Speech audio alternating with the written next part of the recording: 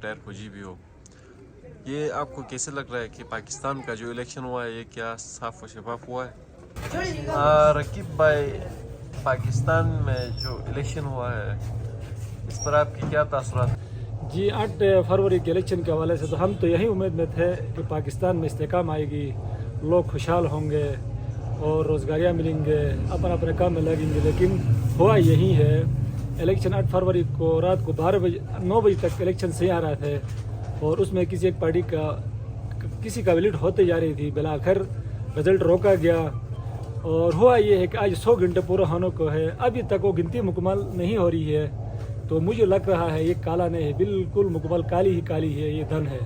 تو اسی پر میں مزید بات کیا کہوں گا، سب سمجھدار ہو، سب کو پتہ ہے، اور شانگلہ کے واقعات اور اس طرح فارم 45 کے حوالے سے بہت بڑا گڑبڑ ہے۔ لوگوں کا حق ہے، حق دینا چاہے، لوگوں کو مطمئن کرانا چاہے، ریاست کو اس طرح ایک طرفہ کارروائی نہیں کرنا چاہیے۔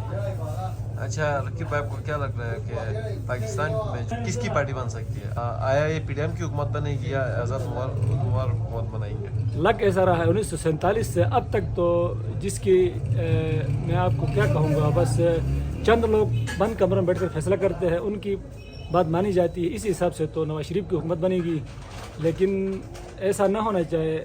عوام کا حق ہے، عوام کو یہ حق دینا چاہے، عوام جس کو منتخب کرتے ہیں، زید بکر خالد والد کو، تو اسی کو وزیر اعظم بنانا چاہے اور عوام کو خوشحال رکھنا چاہے۔ اور یہ اس طرح سسٹم بند کمرے والے سیاست سے تنگ آ چکے ہیں ہم لوگ۔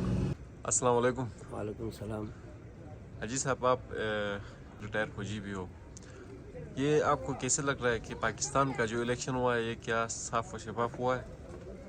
بھائی جان سلیم صافی، ہمیں کیا سوال کرتے ہو؟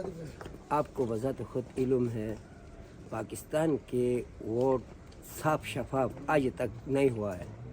آج اب سے پہلے جب بھی جو الیکشن ہوا ہے اس میں دھاندلی ہو چکا ہے اور ہوتا رہا، اب بھی وہی سلسلہ جاری ہے۔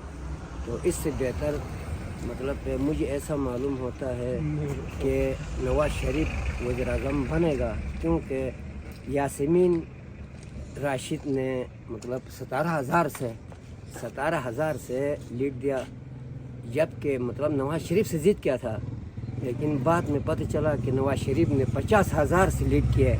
تو اس سے معلوم ہوتا ہے کہ دھاندلی بھی ہو سکتا ہے، دھاندلی ہوئی ہے۔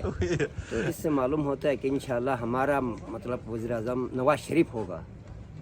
لایا گیا ہے نا، لایا گیا ہے۔